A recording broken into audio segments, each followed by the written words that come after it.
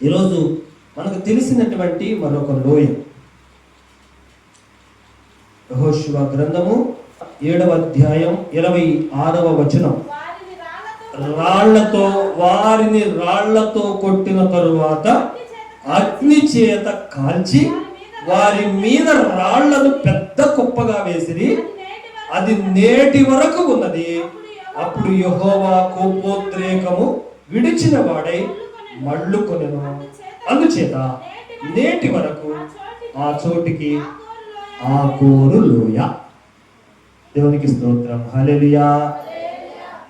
కింద పుట్టినోట్లో అర్థం ఉంది. ఆకోరు లోయ అంటే బాధాలోయ. దేవునికి స్తోత్రం, హల్లెలూయా. ఏ లోయ? బాధాలోయ.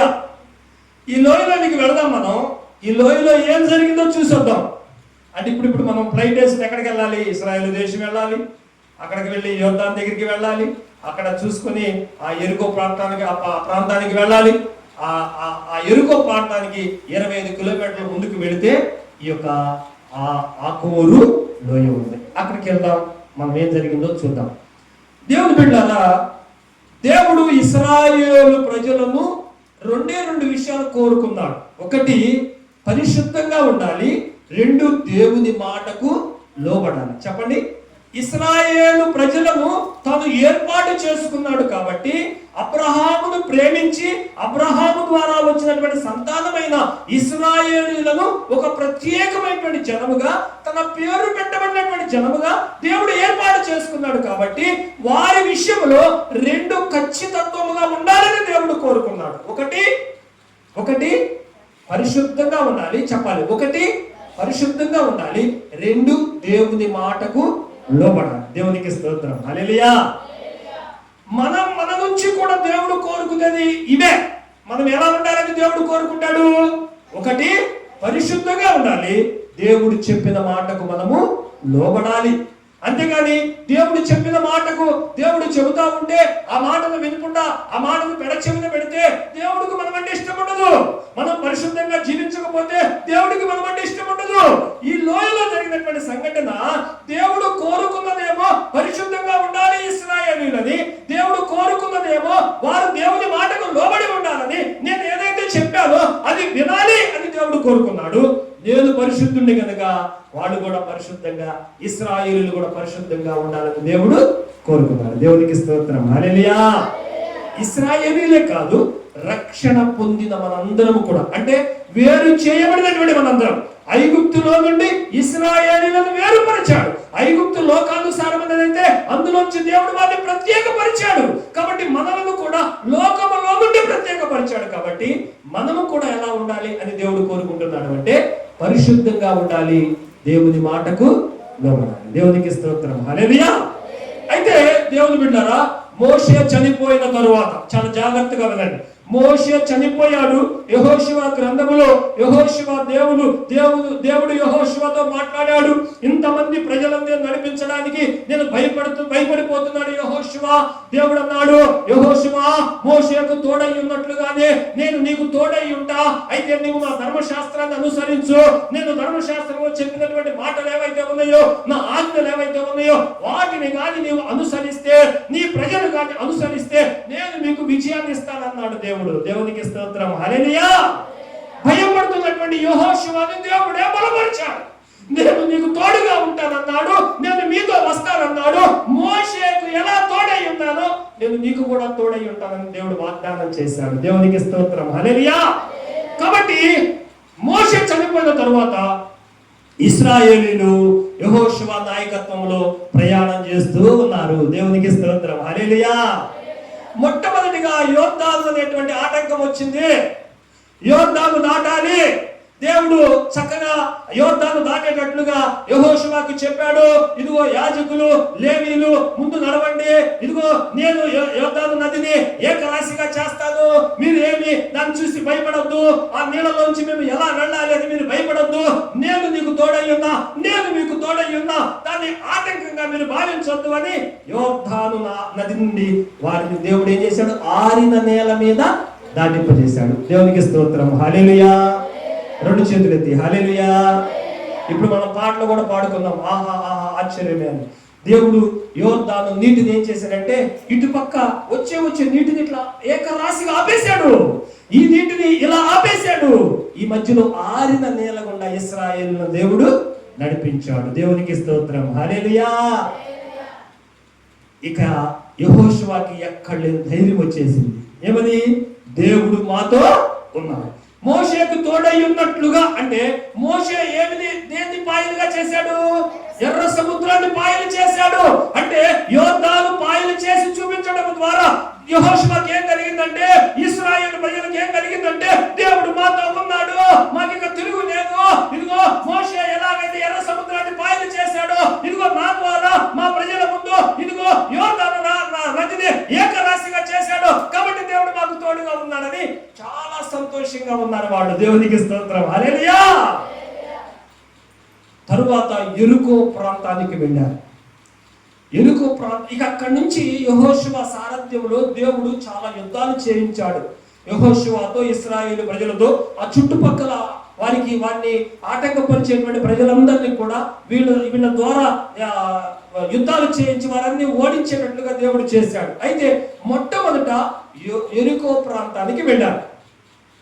యెరికో ప్రాంతం పాటలో మనం పాడుకున్నట్లుగా యెరికో ప్రాంతానికి ఉన్నటువంటి గొప్పతనం ఏంటంటే, ఎత్తైనటువంటి ప్రాకారాలు కలిగినటువంటిది. ఇంత గోడ కట్టుకుంటారు, కానీ యెరికో పట్టణపు గోడ చాలా ఎత్తైనటువంటిది. శత్రువులు ఎవ్వరు కూడా దాని మీదకి ఎక్కలేరు, దాని మీదకి ఎక్కి దాని లోపలికి వెళ్ళలేరు. చాలా పగడబందీగా ఉంటది, చాలా గట్టిగా, చాలా 2 రథాలు దాని మీద నడుచున్నట్లుగా ఉంటదంట. 2 రథాలు ఇలా వెళ్ళిపోతాయి ఆ గోడ మీద. మనం ఎంత గోడ కడతాం, ఎంత గోడ కడతాం, కానీ యెరికో గోడ ఎంత తెలుసా? 2 రథాలు ఒక్కసారి దాని మీద ప్రయాణం చేయగలిగినట్టు మందము కలిగింది, ఎత్తైనటువంటి ప్రాకారాలు కలిగినటువంటి యెరికో ప్రాంతం. దాన్ని కూడా దేవుడు యెహోషువకి, ఇశ్రాయేలు చేతికి అప్పగించాడు. దేవునికి స్తోత్రం చెప్పండి, హల్లెలూయా. ఒకటి, యోర్దాను నదిని ఆరిన నేలగా చేశాడు, వాళ్ళు సంతోషపడ్డారు. యెరికో ప్రాంతానికి వచ్చారు. యెరికో ప్రాంతాన్ని దేవుడు స్వాధీనం చేశాడు. దేవుడే ఆ యెరికో గోడలన్నింటినీ కూల్చివేసి యెరికో ప్రాంతాన్ని వారికి స్వాధీనపరిచాడు. ఇంక సంతోషానికి అవధులు లేవు. మా దేవుడు మాతో ఉన్నాడు, మా దేవుడు మాతో లేకపోతే యోర్దాను నదిని దాటేవాళ్ళం కాదు, ఈ యెరికో గోడలు కూల్చేవాళ్ళం కాదు. దేవుడు మాకు తోడుగా ఉన్నాడు, మాకు సహాయం చేస్తున్నాడు అని చాలా సంతోషంగా ఉన్నారు. యెహోషువ ఒక దినాన్ని ఏం చేశాడంటే, కొంతమంది యోగులను, ఇదిగో హాయి ప్రాంతం అనేది ఉందిరా మన ముందు, ఇదిగో మనం యెరికో ప్రాంతాన్ని జయించేసాము, ఇంత పెద్ద యెరికో ప్రాంతాన్ని జయించాము, ఇదిగో ఇక్కడెక్కడో హాయి అనేటువంటి ప్రాంతం ఉందంట, ఆ ప్రాంతం దగ్గరికి వెళ్ళి చూసిరండి, మనం ఎలా యుద్ధం చేయాలో, వాళ్ళు ఎలాంటి వాళ్ళో చూసిరమ్మంటే కొంతమంది వేగు చూడడానికి వెళ్ళారు. వెళ్ళి వాళ్ళు ఏం చెప్పారంటే సమాచారం, యెహోషువ గారు, మనం ఎంతమంది ఉన్నాం? సుమారు 6 లక్షల కంటే పై చిలుకు మంది ఉన్నారు, కొన్ని లక్షల మంది ఉన్నారు.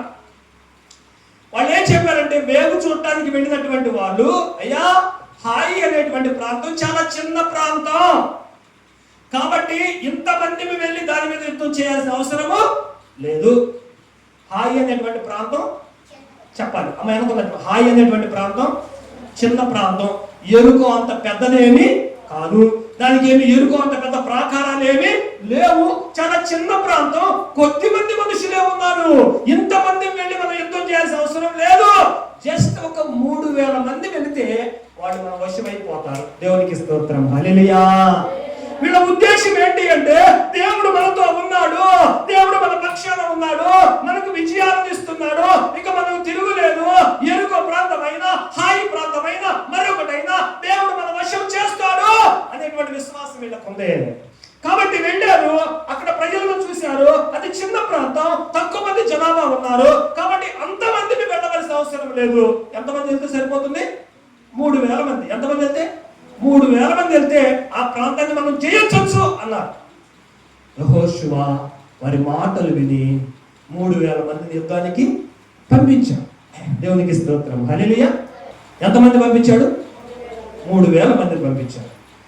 వెళ్ళినటువంటి వాళ్ళు ఏమంటే 2000, 3000, అంతకంటే ఎక్కువ వద్దు, ఎంతమంది వెళ్ళి శ్రమపడాల్సిన అవసరం లేదు, చాలా చిన్న ప్రాంతం, మేము వెళ్ళి చూసాం, కాబట్టి ఇంతమంది వెళితే అందరం నడుచుకుంటా వెళ్ళి ఆ ప్రయాస, మన అక్కడ ఆగి భోజనాలు ఇవన్నీ అవసరం లేదు. మనం ఇక్కడే ఉందాం, అందరం ఇక్కడే ఉందాం. ఎంతమంది వెళ్తే సరిపోతుంది? 3000 మంది అయితే సరిపోతుంది. యెహోషువ వారి మాటలు విని 3000 మందిని ఎక్కడికి పంపించాడు? హాయి మీదికి పంపించాడు. ఆ ఊరి పేరు హాయి. ఆ ప్రాంతానికి పంపిస్తే ఏం జరిగిందో ఏంటో కానీ హాయి వాళ్ళ చేతిలో ఇశ్రాయేలీలు ఓడిపోయారు. ఏమయ్యారు? యెరికో ప్రాంతాన్ని గెలిచినటువంటి వారు, యోర్దాను నదిని పాయలు చేస్తే ఆరిన నేల మీద నడిచినటువంటి వారు, చిన్న ప్రాంతమైనటువంటి హాయి మీదకి వెళ్ళి ఏమైపోయారు? ఓడిపోయారు. అందులో తరిమి హాయి వాళ్ళు ఇశ్రాయేలీయులను తరిమి కొట్టి 36 మందిని చంపేశారు. ఈ 3000 మందిలో 36 మంది మిగతా వాళ్ళు ఉన్నారే, వాళ్ళందరూ యెహోషువ దగ్గరికి వచ్చారు.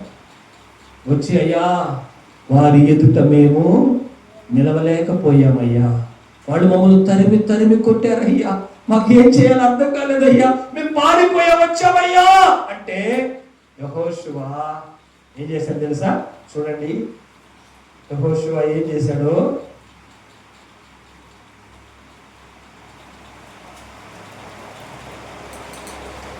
ఏడవ అధ్యాయం 4వ వచనం. కాబట్టి జనులలో ఇంచుమించు 3000 మంది అక్కడికి వెళ్ళిరి. వారు హాయి వారి ఎదుట నిలవలేక పారిపోయి, అప్పుడు హాయి వారు వారిలో 36 మనుషులను హతము చేసిరి. మరియు తమ గవిని యొద్ద నుండి శబారీము వరకు వారిని తరిమి మోరాదులో వారిని హతము చేసిరి. కాబట్టి జనుల గుండెలు తిరిగి కరిగి నీరైపోయింది. అరే యోర్దాను యెరికోను జయించామన్న సంతోషంలో మనం ఉన్నామే, చిన్న ప్రాంతమైనటువంటి హాయి ప్రాంతాన్ని మనము జయించలేకపోయామే. అయ్యో ఏమైపోయింది, మనలో 36 మంది చనిపోయారే, అయ్యో ఏమైపోయింది, ఇదిగో వాళ్ళు వస్తే మిగిలిన వారందరినీ కూడా చంపేస్తారేమో అని వాళ్ళ గుండెలు కరిగిపోయినాయట. యెహోషువ తన బట్టలు చింపుకొని తానును ఇశ్రాయేలీయుల పెద్దలను సాయంకాలం వరకు యెహోవా మందసం ఎదుట నేల మీద ముఖము మోపుకొని తన తలల మీద ధూళి పోసుకొని, అయ్యో ప్రభువా యెహోవా మమ్మల్ని నశింపచేయనట్లు అమోరీయుల చేతికి మమ్మల్ని అప్పగించుటకు ఈ జనులను ఈ యోర్దాను నీవెందుకు దాటించితివి? మేము యోర్దాను అవతల నివసించుట మేలు, ప్రభువా కనికరించుము. ఇశ్రాయేలు తమ శత్రువుల ఎదుట నిలవలేక వెనుకకు తిరిగినందుకు నేనేమి చెప్పగలను? కనానీయులు ఈ దేశ నివాసులందరూ విని మమ్మల్ని చుట్టుకొని మా పేరు భూమి మీద లేకుండా తుడిచి వేసిన ఎడల ఘనమైన నీ నామమును గురించి నీవేమి చేయదు అని ప్రార్థింపగా ఇశ్రాయేలు ప్రజల గుండెలు ఏమైపోయినాయి? చెప్పాలి ఏమైపోయినాయి? కరిగిపోయి నీరైపోయినాయి. ఇంత చిన్న ప్రాంతాన్ని జయించలేకపోయామే, 36 మందిని మనం కోల్పోయామే, వాళ్ళు వస్తే ఏం చేస్తారన్నది చాలా భయపడిపోయారు. ఆ మాట వినగానే యెహోషువ దగ్గరికి వచ్చి చెప్పగానే యెహోషువ ఇదిగో బట్టలు చింపేసుకొని నెత్తి మీద బూడిద పోసుకొని ఇశ్రాయేలు పెద్దలు వీళ్ళందరూ కలిసి బూడిదలో కూర్చుని అయ్యా ప్రభువా అంటే వాళ్ళు ఏం ఊహించారంటే, యెరికో అంత ప్రాంతాన్ని మేము జయించాము, హాయి మా కింద చిన్నది. ఏమంటున్నారో తెలుసా? మమ్మల్ని ఎందుకు యోర్దాను దాటించావు? వీళ్ళందరికీ చేత మమ్మల్ని చంపించడానికా?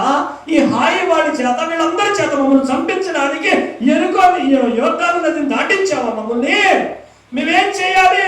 వీళ్ళందరూ మా మీద పడ్డారంటే భూమి మీద ఇశ్రాయేలీయులు అనేవాడు ఎవడు ఉండడు కదా, నీ పేరు పెట్టబడినటువంటి ప్రజలు ఎవరు ఉండరు కదా, మేమేం చేయాలి అని రొమ్ము కొట్టుకొనుచు ధూళి పోసుకొని బట్టలు చింపుకొని దేవుని దగ్గర ప్రార్థన చేస్తున్నారు. దేవునికి స్తోత్రం, హల్లెలూయా. ఇక్కడ ఒక 2 చిన్న పాఠాలు మీకు నేర్పించాలి. మనకు కూడా చాలా సందర్భాల్లో రక్షణ పొందినటువంటి క్రొత్తలో మనం ప్రార్థన చేస్తే జరగందంటూ ఏముండదు. నిజం, చాలా ఉత్సాహంగా ఉంటాం. యోర్దాను నది పాయలైపోతా ఉంటుంది మన ముందు, యెరికో గోడలు కూలిపోతాయి మన ముందు ప్రార్థన చేస్తూ ఉంటే. మనం బాగా ఉజ్జీవంగా ప్రార్థన చేస్తా ఉంటే దేవుడు కూడా అంటాడు, నేను నీకు తోడై ఉన్నా, నీకేం కాదు, నువ్వు బయలుదేరు, నువ్వు చెయ్యి అంటే మనము ఇంకా ఉజ్జీవంగా ప్రార్థన చేస్తే మన ఎదుట దేవుడు గొప్ప కార్యాలు చేస్తూ ఉంటాడు. మన ప్రార్థన దేవుడు వింటా ఉంటాడు, దేవుడు గొప్ప కార్యాలు చేస్తా ఉంటాడు. ఇదంతా కూడా రక్షణ పొందిన తొలి దినాలలో. దేవునికి స్తోత్రం, హల్లెలూయా. రక్షణ పొందిన తొలి దినాల్లో మనం బాగా భారంగా ప్రార్థన చేస్తాం. యెహోషువ బాధ్యతలు స్వీకరించి రాగానే యోర్దాను నది పాయలైపోయింది, ఓహో అనుకున్నాడు. యెరికో ప్రాంతం గోడలు కూలిపోయింది, ఓహో దేవుడు నా ప్రార్థన వింటున్నాడు అనుకున్నాడు. కానీ ఇప్పుడు ఏమైపోయింది? బూడిద మోసుకుని కూర్చున్నాడు, బట్టలు చెప్పుకుని కూర్చున్నాడు. యెహోషువ ప్రార్థన దేవుడు వినడం లేదు. ఏమైపోయింది? మనం కూడా ఇంతే, ఇలానే ప్రార్థన చేస్తాం. నన్ను ఎవడు రక్షించుకోమన్నాడు? నేను ఎందుకు రక్షణ పొందాను? నేను ఎందుకు మందిరానికి వెళుతున్నాను? నాకు వచ్చిన ఈ కష్టం ఏమిటి? నాకు వచ్చిన ఈ బాధ ఏమిటి? నేను ఏం చెప్పాలి? నేను ఇంత ప్రార్థన చేస్తున్నాను కదా, ఇంత మందిరానికి వస్తున్నాను కదా, ఇంత పరిచయం చేస్తున్నాను కదా, నా ఎదుటి వారికి నేనేం చెప్పాలి? ఇగో నా సారథ్యంలో ఓడిపోయారు అంటే నేనేం చెప్పాలి ప్రభువా? నాకు తోడై ఉంటానన్నావు, ఇంతకు ముందు నేను ప్రార్థన చేస్తే ఇన్ని కార్యాలు చేశావు, ఈ రోజు ఏమైంది ప్రభువా అని చెబుతూ ఈ మాటలు కూడా అంటాం మనం. ఏమని? ఎందుకు నన్ను రక్షణలోనికి నడిపించావు? నా మానాన నేను లోకంలో జీవించేదాన్ని ఎందుకు నన్ను తీసుకొని వచ్చి మందిరంలో వేసావు? ఎందుకు రక్షణలోనికి నడిపించావు? ఈ ఓటమి పాల్గొనడానికేనా? నా బ్రతికిలా అయిపోవడానికేనా? ఎందుకు ఇలా చేశావు అని ప్రభువుని ప్రశ్నిస్తారు చాలా మంది. దేవునికి స్తోత్రం, హల్లెలూయా. యెహోషువ నాయకుడే, కానీ తొందరపాటులో దేవుణ్ణి ప్రశ్నిస్తూ ఉన్నారు. ఏమని? ఎందుకు మమ్మల్ని యోర్దానుని దాటించావు? వీళ్ళందరి చేత మమ్మల్ని చంపించడానికా? నిజమే కదా. కొంచెం పాతబడిన తర్వాత మన ప్రార్థన ఏమైపోతుంది? మారిపోతుంది. కొంచెం కష్టం వచ్చిన తర్వాత మన ప్రార్థనలు ఏమైపోతుంది? మారిపోతుంది. యెహోషువ ప్రార్థన చేస్తే యెరికో గోడలు కూలిపోయాయి. యెహోషువ ప్రార్థన చేస్తే యాజకులు నేల మీద యోర్దాను నది యొక్క నీళ్ళ తాకగానే ఏకరాశిగా విడిపోయిన నీళ్ళని. అంత ప్రార్థన బలం ఉన్నది తొలి దినాల్లో, రక్షణ పొందినటువంటి తొలి దినాల్లో. రాను దేవునికి ప్రార్థన చేసేటువంటి మాటల్లో ఏమైపోతుంది? చిన్న ఆటంకం, చిన్న ఏదన్నా సమస్య రాగానే ఇంకా దేవుడు నా ప్రార్థన వింటలేదు, ఇంతకు ముందు చేసి ఎన్ని మర్చిపోతాం. యెహోషువ సాధారణంగా ఏమని ప్రార్థన చేయాలంటే, యెహోవా ఇదిగో మేము ఏర్పాటు చేయబడినటువంటి ప్రజలు అన్నావు కదయ్యా, ఇదిగో మమ్మల్ని అక్కడి నుంచి నడిపించావు కదయ్యా, ఐగుప్తు దేశంలో నుంచి నడిపించావు కదయ్యా, ఇదిగో నిన్న మొన్న యోర్దాను నదిని పాయలు చేసావు మా కళ్ళ ముందే, ఇదిగో యెరికో గోడలను ఇదిగో పడగొట్టావు మా కళ్ళ ముందే. అయ్యా ఏం జరిగిందయ్యా? మాకు సహాయం చెయ్యయ్యా.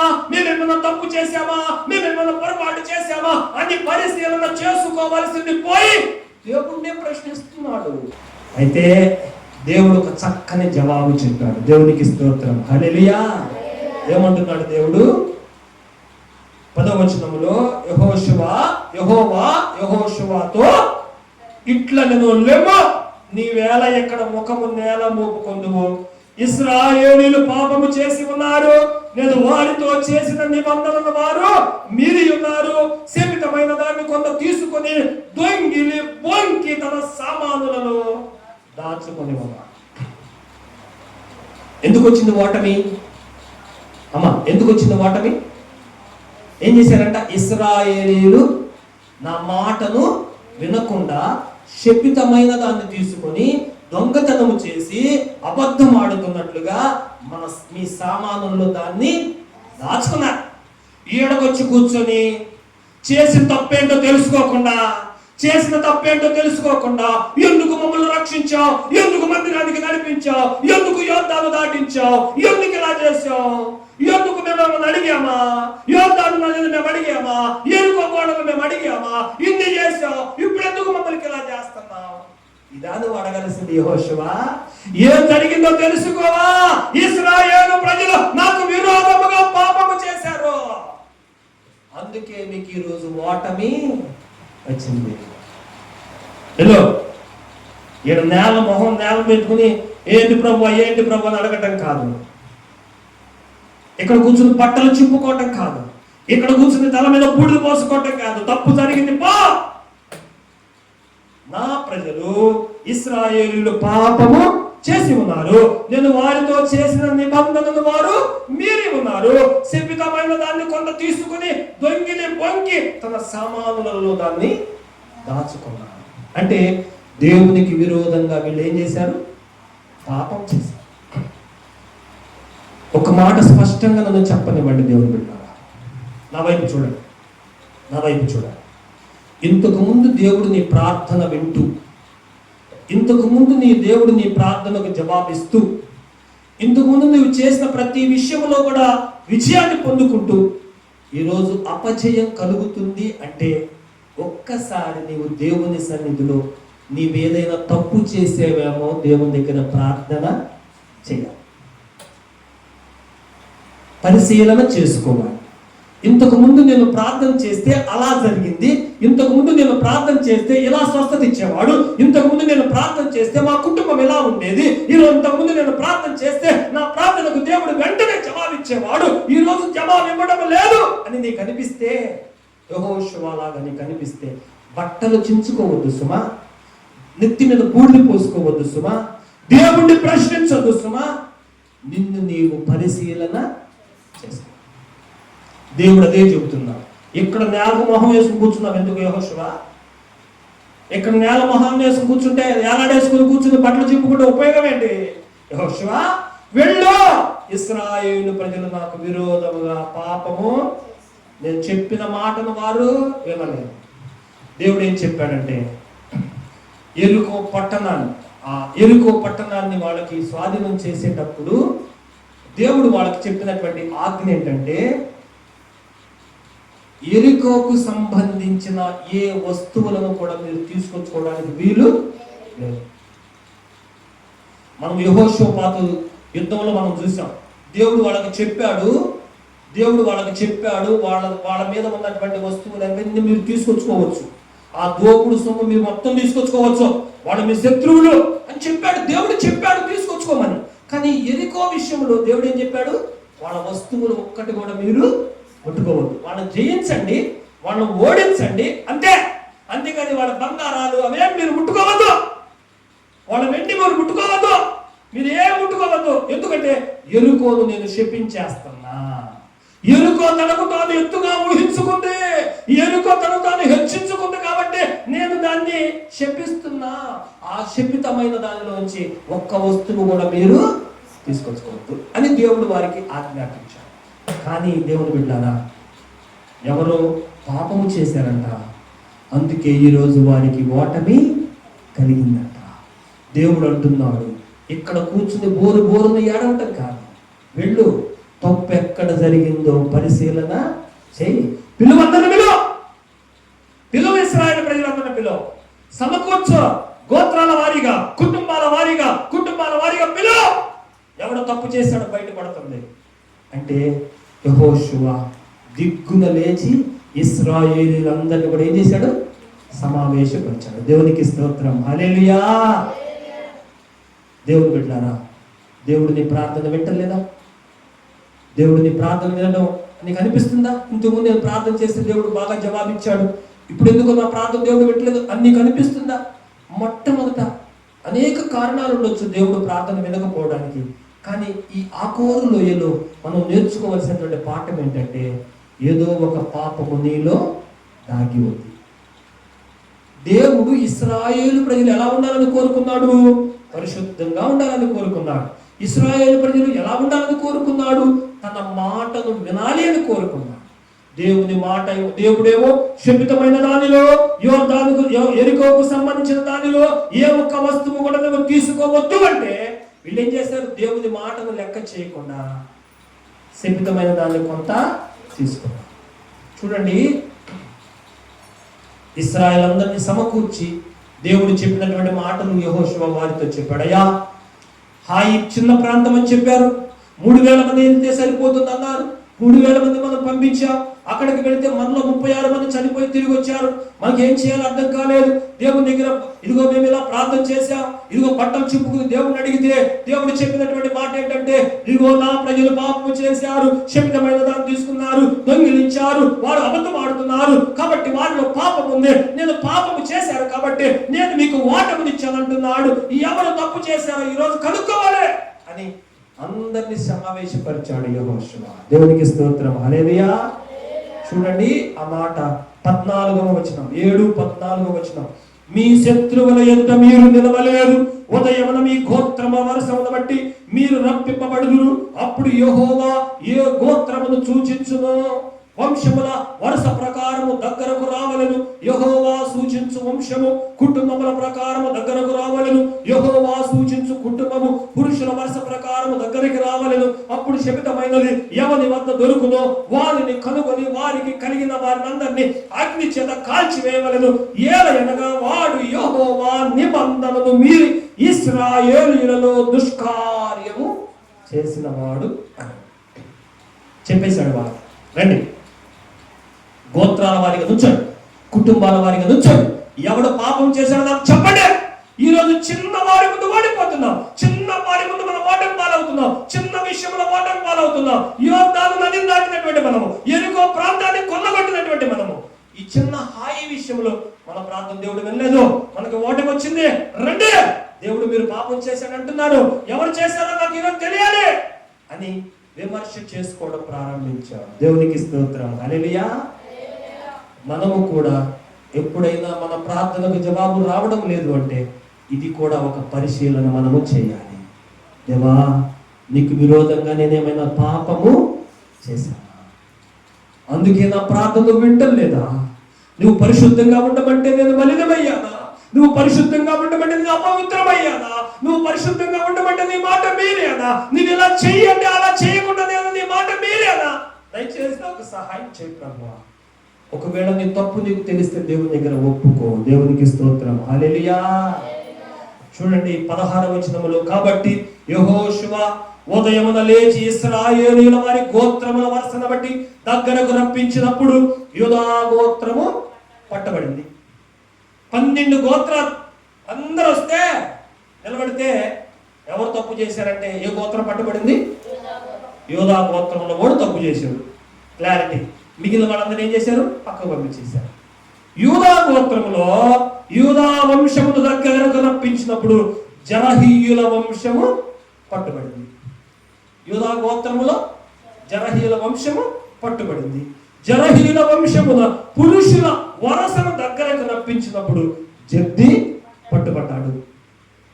అతడును అతని ఇంటి పురుషుల వరస దగ్గరకు రప్పించబడినప్పుడు యూదా గోత్రములోని జరహు మునిమనుడును జబ్ది మునిమనుడును కర్మీ కుమారుడైన ఆకాను పట్టబడ్డను.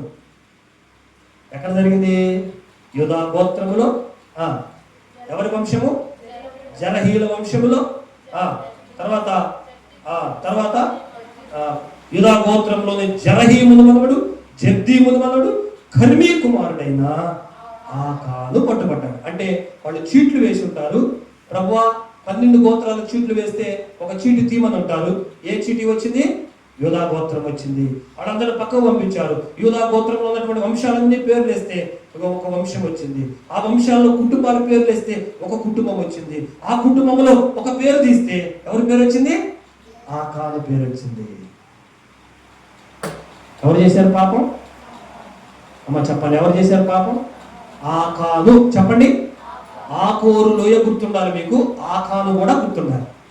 ఎవరు పాపం చేసింది? ఎవరు? ఆకాను పట్టుబడ్డాడు. కానీ ఆకాను పాపం చేసినట్టు ఎవరికి కూడా తెలియదు. ఆకాను ఏమి దొంగిలించాడో ఎవరికి తెలియదు. ఆకాను ఏమి తప్పు చేశాడో తెలియదు.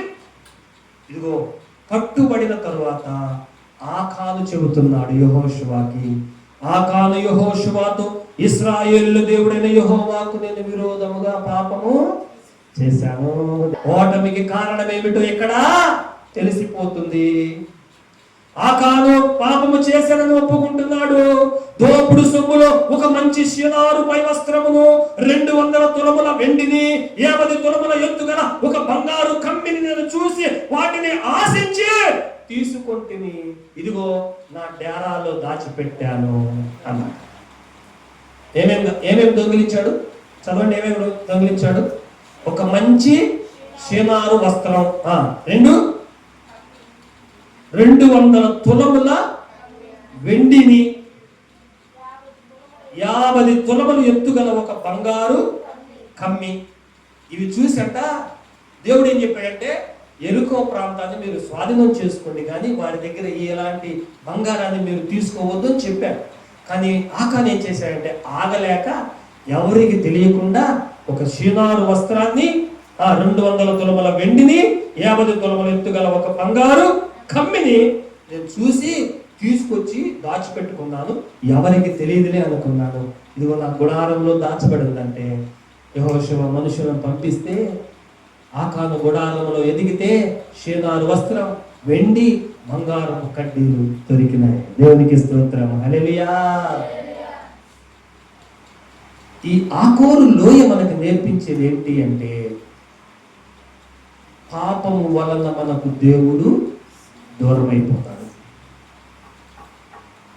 వీళ్ళకి కలిగిన ఓటమి వీళ్ళ శక్తి లేక కాదు. వీళ్ళు ఎంతమంది ఉన్నారు? లక్షల మంది ఉన్నారు. హాయి వాళ్ళు ఎంతమంది ఉన్నారు? 3000 మంది వెళ్తే వాళ్ళు కొట్టేయచ్చు. కానీ చిన్న సమస్య, పెద్ద సమస్యలు నీ ప్రార్థనకు జవాబు దొరికినాయి. పెద్దవి నీ ప్రార్థనకు, పెద్ద జబ్బులే తగ్గిపోయాయి నీ ప్రార్థనకు. పెద్ద విషయాలే నీ ప్రార్థనకు జవాబిచ్చాడు దేవుడు. చాలా గొప్ప కార్యాలు జరిగినాయి నీ ప్రార్థనతో. ఈరోజు ఒక చిన్న విషయం జరగటల్లా, ఒక చిన్న ప్రార్థన నువ్వు చేస్తుంటే దేవుడు వెంటల్లా. ఒక చిన్న విషయమే, హాయి చిన్నదే. ఎరుకోని ఓడించావు నువ్వు, యోర్దాను నది పాయలైపోయింది ప్రార్థనకే. కానీ చిన్న ప్రాంతమైన హాయి నువ్వు జయించలేకపోతున్నావు, ఓటమే అయిపోతున్నావు. దేవుడు నీ ప్రార్థన వెంటల్లా. రా, ఆ కోరు లోయలో చూడు జరిగింది ఏంటో. ఆకాను పట్టుబడ్డాడంట. వెళ్తే నిజంగానే వాళ్ళ గుడారములు ఇవన్నీ దొరికినాయంట. దేవుడు ఏం చెప్పాడో తెలుసా?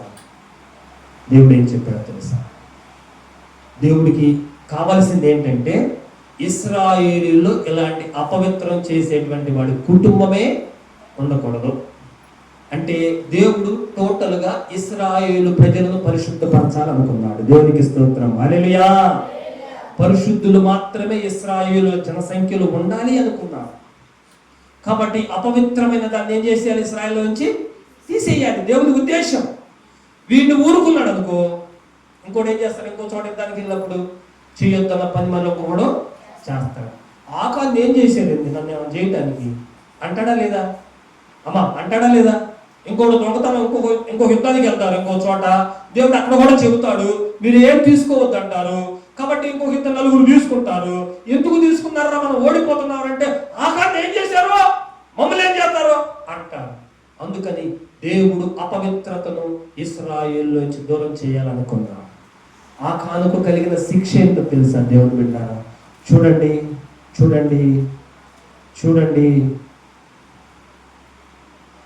23వ వచనం నుంచి చివరి వరకు నేను చదువుతాను, జాగ్రత్తగా ఉండండి. ఇది ఎక్స్ప్లెయిన్ చేయాల్సిన అవసరమే లేదు, మీకు చక్కగా అర్థమైపోతుంది. ఆకాను తప్పు చేశాడు. ఆకాను డేరాలోనికి వెళితే అక్కడ దాచిపెట్టానని చెప్పాడు. యెహోషువ మోషేను పంపిస్తే డేరాలో వస్తువులు దొరికినాయి, ఆ వస్తువులు తీసుకొచ్చారు. ఇప్పుడు జరుగుతున్న సంఘటన చూడండి. 23 ఆ వెండి దాని క్రింద ఉండెను. కాబట్టి వారు డేరా మధ్య నుండి దాన్ని తీసుకొని యెహోషువ యొద్దకును ఇశ్రాయేలీయుల యొద్దకును తెచ్చి యెహోవా సన్నిధిని ఉంచిరి. తరువాత యెహోషువయు ఇశ్రాయేలీయులందరూ జెరహు కుమారుడైన ఆకానును, ఆ వెండిని, ఆ పై వస్త్రమును, ఆ బంగారు కమ్మిని, ఆకాను కుమారులను, కుమార్తెలను, ఎద్దులను, గాడిదలను, మందను, డేరాను, వారికి కలిగిన సమస్తమును పట్టుకొని ఆకోరు లోయలోనికి తీసుకొని వచ్చిరి. అప్పుడు యెహోషువ, నీవేళ మమ్మును బాధపరిచితివి, నేడు యెహోవా నిన్ను బాధపరచుననగా ఇశ్రాయేలీయులందరూ వానిని రాళ్లతో చావగొట్టిరి. వారిని రాళ్లతో కొట్టిన తరువాత అగ్ని చేత కాల్చి వారి మీద రాళ్లను పెద్ద కుప్పగా వేసిరి. అది నేటి వరకు ఉన్నది. ఉన్నది. అప్పుడు యెహోవా కోపోద్రేకం నిలిచిన వాడై మళ్ళుకొనెను. అందుచేత నేటి వరకు ఆ చోటికి ఆకోరు లోయ అని పేరు పెట్టబడెను. ఏం జరిగింది ఆకోరు లోయలో? ఆకాను చేసేటువంటి పాపమును బట్టి, ఆకాను చేసేటువంటి దొంగతనమును బట్టి, ఆకాను చేసేటువంటి దేవుని మాటను వినకుండా మరి దేవుని లెక్క చేయని దాన్ని బట్టి, దేవుడు చేయొద్దన్నటువంటి దాన్ని చేసిన దాన్ని బట్టి, శపితమైన దాన్ని తీసుకున్న దాన్ని బట్టి ఇశ్రాయేలు ప్రజలు యెహోషువ ఆ కుటుంబాన్ని ఆకాను ఒక్కడేనా అమ్మా? ఆకాను ఒక్కడేనా? ఎంతమందిని చూడండి. ఒక్కడు పాపము చేయడం వల్ల ఇశ్రాయేలీయులు ఎంతమంది చనిపోయారు? 36 మంది చనిపోయారు. ఆకాను పాపము చేయడం వల్ల వారందరూ నశించిపోయారు. ఆకాను పాపము చేయడం వల్ల తన కుటుంబానికి పట్టిన కథ ఏమిటో చూడండి దేవుడు బిడ్డలారా. ఆకాను ఒక్కడే పాపము చేశాడు. ఎవరెవరు వేశారు ఆకోరు లోయలో? ఆకాను కుమార్తెలను, ఆకాను కుమారులను, ఆకాను ఎద్దులను, ఆకాను డేరాను తీసుకొచ్చి ఆ లోయలో పడేసి ఏం చేశారంట? ఇశ్రాయేలీయులందరూ రాళ్లతో వారిని చంపేశారు. అయ్యయ్యో.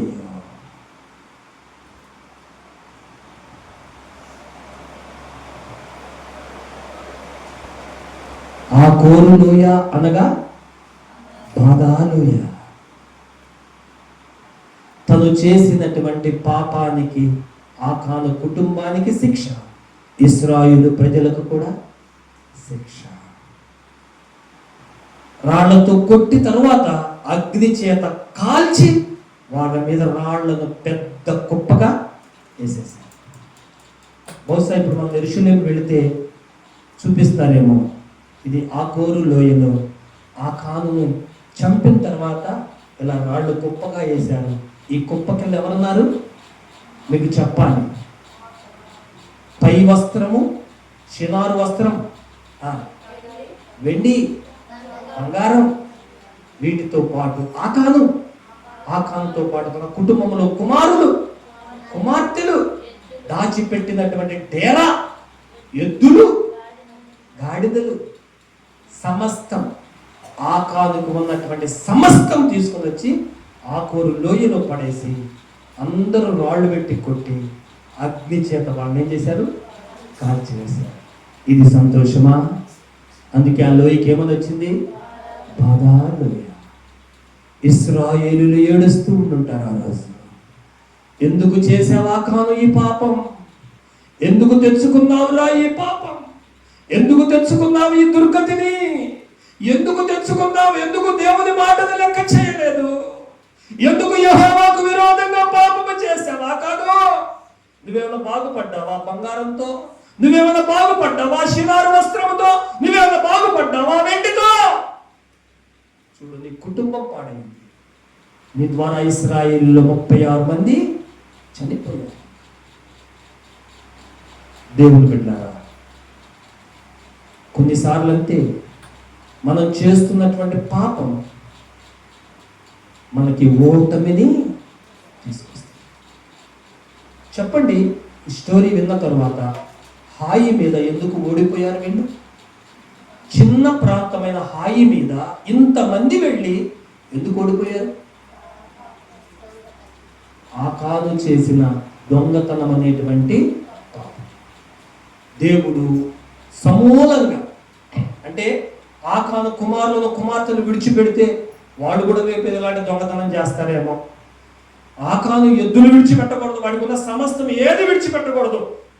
ఇశ్రాయేలు అందరూ పరిశుద్ధపరచబడాలి. నా మాట వినటువంటి వాడు ఇశ్రాయేలు ఎవడు కూడా ఉండకూడదని దేవుడు అనుకున్నాడు. సమస్తం అక్కడ రాయబడినటువంటి మాట చూడండి. వానికి కలిగిన సమస్తమును పట్టుకొని ఆకోరు లోయలోనికి తీసుకుని వచ్చాడు. ఏమన్నా అనుభవించాడా? ఏమన్నా సంతోషపడ్డాడా? ఏమన్నా సుఖం కలిగిందా? తను సంపాదించి దొంగతనం చేసినటువంటి వాటితో ఇంకా తన కుటుంబం పాపం. ఆకోరుని యూదా గోత్రం ఉంది కదా, సరే మిగతా గోత్రాలు పక్కన పెడదాం. యూదా గోత్రం చూస్తూ ఉండగా వాళ్ళు నవ్వుతూ ఉంటుంటారంటారా?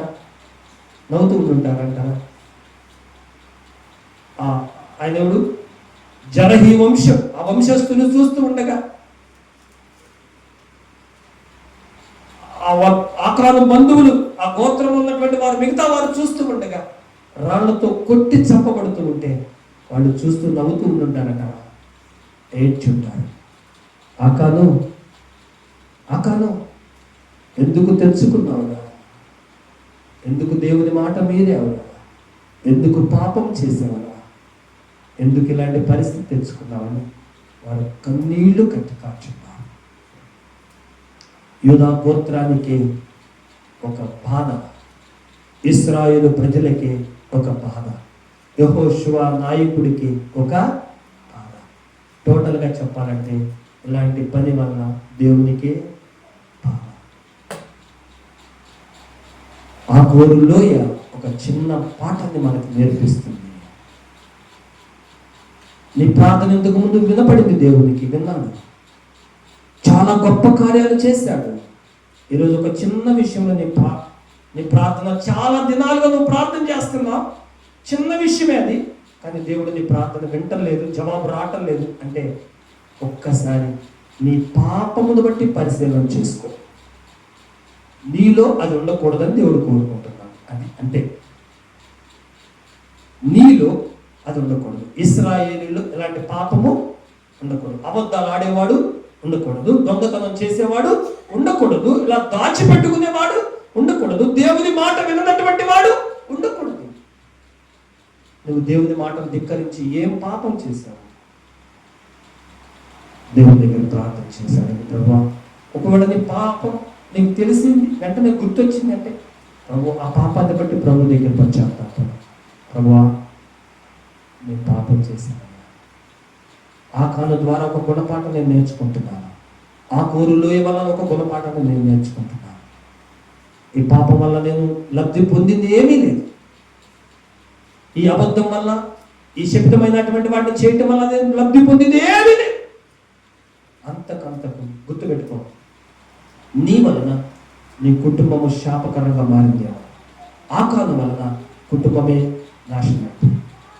నీవు చేసినటువంటి పాపమును బట్టి నీ కుటుంబం మీదకే శాపం వచ్చిందన్న. ఒక్కసారి ఆలోచించి పాపాన్ని బట్టి పశ్చాత్తాపం దేవుడు, ప్రభువా నేను ఈ తప్పు చేశాను, నన్ను క్షమించు. ఈ యొక్క ఆ కోరులో అయిపోయిన తర్వాత 8వ అధ్యాయం మీరు ఇంటికి వెళ్ళి చదవండి ఖచ్చితంగా. మరలా వాళ్ళు హాయి మీదకి వెళ్తారు. మరలా ఎక్కడికి వెళ్తారు? వాళ్ళు హాయి మీదకి వెళ్తారు, హాయి అనేటువంటి ప్రాంతం మీదకి వెళ్తారు. అప్పుడు వాళ్ళు ఏం పొందుతారు? విజయాన్ని పొందుతారు. చప్పట్లు కొట్టండి గట్టిగా, కొట్టండి గట్టిగా. ఎప్పుడు వెళ్ళారు? వారిలో ఉన్న పాపాన్ని ఆ కోరులోయలో తీసివేసుకుని ఆకాలను చంపేసి పరిశుద్ధులందరూ, ఆ దేవుని మాటకు లోబడినటువంటి వారందరూ మరలా హాయి మీదకి వెళితే దేవుడు హాయి మీద వారికి విజయాన్ని అనుగ్రహించారు. చూడండి, మనం చూస్తే 8వ వచనం 8వ అధ్యాయం 22వ వచనం. తక్కిన వారును పట్టణములో నుండి బయలుదేరి వారికి ఎదురుగా వచ్చింది. అట్లు ఈ తట్టు కొందరు ఆ తట్టు కొందరు ఉండగా హాయి వారు ఇశ్రాయేలుల నడుమ చిక్కుబడిరి కనుక ఇశ్రాయేలులు వారిని హతము చేసిరి. వారిలో ఒక్కడును మిగలలేదు, ఒక్కడును తప్పించుకొని లేదు. వారు హాయి రాజును ప్రాణంతో పట్టుకొని యెహోషువ వద్దకు తీసుకొచ్చారు. చిక్కిందా లేదా హాయి? అమ్మా, హాయి చిక్కిందా లేదా ఇశ్రాయేలులకు? ఇంతకు ముందు వీళ్ళనే తరిమేశారు, తరిమి కొట్టారు ఇశ్రాయేలుని. 36 మంది చనిపోయారు. ఎప్పుడైతే పాపాన్ని ఆకోరు లోయలో విడిచిపెట్టి వారు వెళ్ళారో హాయి ప్రాంతాన్ని వాళ్ళు పట్టుకున్నారు. వాళ్ళ నడుమ చిక్కబడి ఉన్నారంట. ఒక్కడంటే ఒక్కడు కూడా తప్పించుకోలేదంట. దేవునికి స్తోత్రం చెప్పండి. హల్లెలూయా.